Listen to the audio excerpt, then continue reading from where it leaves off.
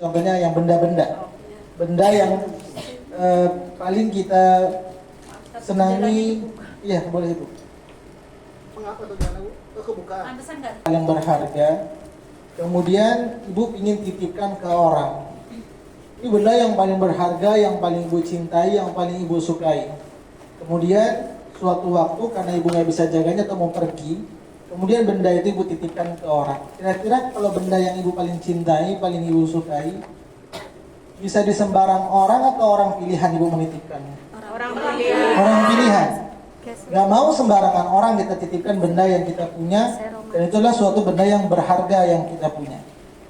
Maka Quran ini adalah suatu yang paling berharga. Mukjizat kalamullah, firman-Nya Allah Subhanahu wa taala. Maka begitu juga Allah Subhanahu wa taala, Dia tidak akan mau menitipkan kalamnya ini kepada sembarang orang. Maka dikatakan dalam hadis ahlul Quran ahlullah wa khassatuh. Ketika para sahabat bertanya kepada baginda Rasulullah, "Wahai baginda Rasulullah, adakah keluarganya Allah di dunia ini?" Apa jawabnya? Ahlul Quran ahlullah wa khassatuh. Maka ada keluarganya Allah di dunia ini siapa? Ahlul Quran ahlullah wa khassatuh. Orang yang menjaga Quran, orang yang memelihara Quran. Maka dengan ibu-ibu semuanya menyimpan Al-Quran di dalam hati ibu-ibu semuanya, sebenarnya ibu sedang menjaga Al-Quran. Mungkin kalau ada orang mau ingin coba merubah Quran, walaupun baru tersimpan dari An-Naba sampai Al-Ghasyiyah, tiba-tiba orang yang mau merubahnya surah An-Nazi'at. Kita hafal, ini salah, ini saya hafal, ini nggak gini bacaannya, ini yang benar bacaannya. Sehingga ibu ini menjadi orang di dunia ini, inna nahnu nazzalna dzikra wa inna lahu lahafizun, yang diutus oleh Allah ke muka bumi ini untuk jaga Quran. Maka kita pun ketika menitipkan sesuatu itu lihat orangnya dan sesuaikan kadarnya. Saya punya anak, saya titipkan ke anak saya itu uang 1 miliar usia 5 tahun. Kira-kira bisa nggak dia jaga uang 1 miliar? Nggak bisa. Tapi ketika dia semakin paham, semakin dewasa, saya naikkan level jumlah uangnya, kira-kira dia bisa jaganya nggak? Bisa. Atau dia sudah SMA, saya titipkan uang 20 juta, mungkin dia paham cara ngelolanya. Maka bagaimana juga ketika kita ingin menitipkan kepada seseorang, bangun kepercayaan. Saya ini udah nggak percaya lagi sama Bu Dwi contohnya. Contoh Ibu ya. Bu Dwi ini pernah bohongin saya, khianatin saya nggak akan mau sedikit pun menitipkan kepada Bu Dwi. Kenapa? Karena kita sudah nggak percaya lagi. Maka ini yang harus kita jaga, bagaimana Allah agar selalu percaya kepada kita. Jagalah Al-Quran itu, jangan khianati. Bagaimana cara menjaganya? Selalu dimurajaah, selalu diulang. Alhamdulillah ibu-ibu Allah kumpulkan dengan orang yang frekuensinya sama, sama-sama kawan-kawan yang saling mengaji, saling mengingatkan. Maka ini juga salah satu menjaga bagaimana agar Quran kita itu bisa terjaga.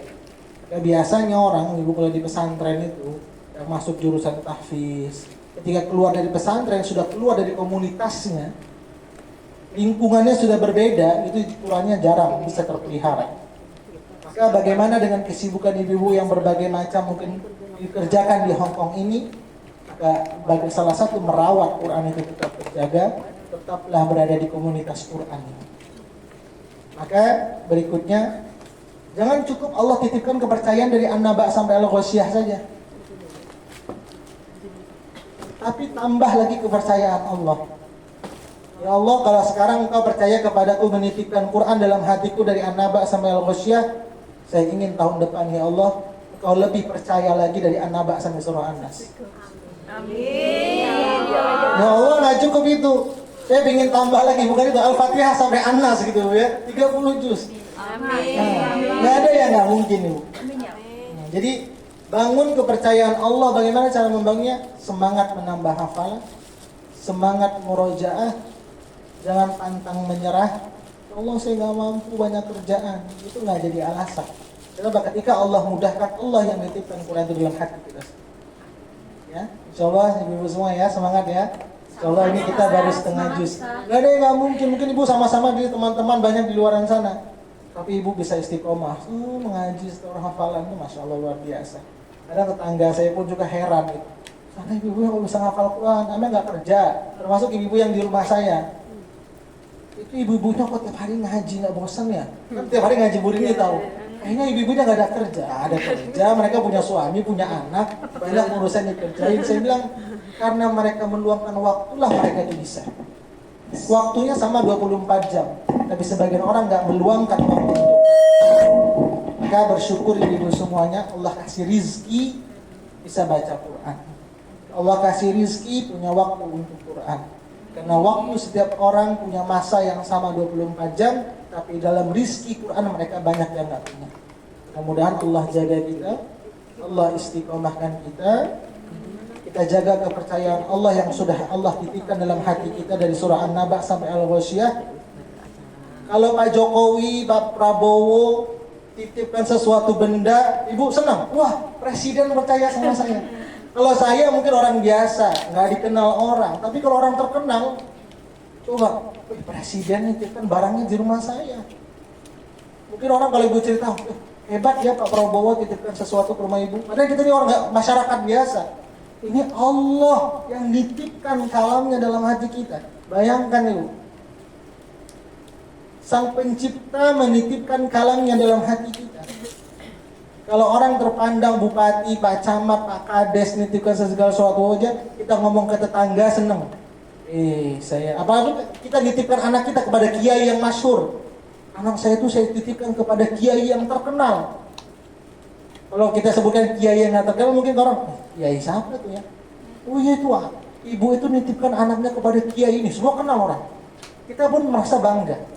Bayangkan Allah yang maha segalanya menitipkan kalamnya dalam hati kita. Mudah-mudahan Quran ini menjadi benteng dalam kehidupan kita, yang mengarahkan kita menjadi kebaikan. Quran ini menjadi furqan. Jadikan setiap Quran yang ibu simpan dalam hati ibu semuanya, membimbing ibu, membedakan mana yang baik, mana yang buruk insyaallah. Membimbing kita kepada jalan yang benar insyaallah. Ihdinas shiratal mustaqim, memberikan jalan bagaimana jalan yang lurus yang harus kita tempuh insyaallah. Semangat ibu semua ya.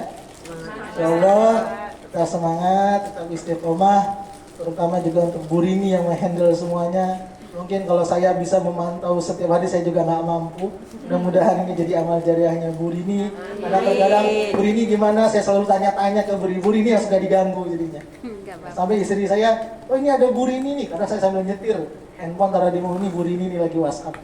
Jadi istri saya itu udah kenal banget dengan WhatsAppnya Burini. Tapi belum pernah sama Bunda Titi Pacek ini belum pernah WA-an loh sama Bunda. Ustaz sekali-kali lah. Kadang istri juga sibuk karena banyak pasiennya.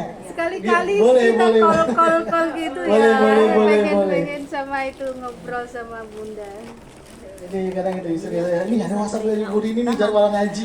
Kita juga sungkan, kita kan belum pernah ngobrol ya sama Bunda. Mungkin sibuk, Ya, Ustaz juga istri kadang nggak kasih lampu hijau. Boleh saja, istri saya biasa saja orangnya. Karena juga kalau istri saya ke KL, itu ketemu sama ibu yang ngaji di grup itu juga. Oh iya. Tapi kadang kalau sudah di rumah, beliau sibuk pagi dah ngurusin anak sekolah. Habis itu langsung ke klinik, pulangnya malam. Sibuk ngurusin sana sini. Kalau beliau di WhatsApp nggak masalah, nggak ganggu. Oke ke orangnya. Kita saling paham. Beliau punya kerja, saya juga paham bagaimana dia ketemu orang. Dia pun paham dengan saya. Saya juga mengajar, banyak ketemu orang. Jadi saling memahami. Ada, ini kok muridnya perempuan semua enggak? Jadi kita paham dengan tugas masing-masing. Jadi ibu jangan takut nanti, saya segarlah WhatsAppnya istrinya Ustazul ini, nanti dia takut tersinggung enggak? Insyaallah kita sudah paham. Ya. Ada pertanyaan ini sudah asar. Iya. Ada pertanyaan? Kata Ustaz Abu yang di dalam mau kasih semangat, biar semangat lagi ibunya ini. Ustaz lagi rehat ya? Lagi rehat. Tapi ini waktunya sholat juga. Sudah. Wah, alhamdulillah. Ya ini saja mungkin ibu, semoga bermanfaat untuk kita semuanya. Insyaallah dalam beberapa hari ke depan atau 1 hari atau 2 hari, sebaiknya sih memang tunggu semua ujian baru saya laporkan ke Burini siapa nanti yang akan ditunjuk. Nanti yang sudah ditunjuk mudah-mudahan murojaahnya lebih giat lagi. Kalau bisa nanti seperti yang Burini boleh dihafal An-Naba, Amayat Asalun, bawahnya Inna Anzarna Kum Azaban Qariba. Jadi boleh catatan Burini difotokan juga. Karena takutnya nanti tiba-tiba pesertanya bacakan akhir surah An-Naba. Kan saya nggak bisa memprediksi. Maka kata Ibu kalau saya yang soal, saya bisa menyesuaikan. Tapi kan orang kan nggak tahu, maka ibu harus siap diserbu dari berbagai penjuru, insya Allah. Mau dari atas, bawah-bawah, dari tengah. Nah, oke ibu ya, nanti pokoknya yang sudah ditunjuk, insya Allah mudah-mudahan bisa mempersiapkan sebaik mungkin. Niatkan syiar, niatkan karena Allah Subhanahu Wa Taala, insya Allah Allah mudahkan. Ini saja mungkin yang dapat saya sampaikan, lebih kurang mohon maaf. Assalamualaikum warahmatullahi wabarakatuh. Waalaikumsalam warahmatullahi wabarakatuh.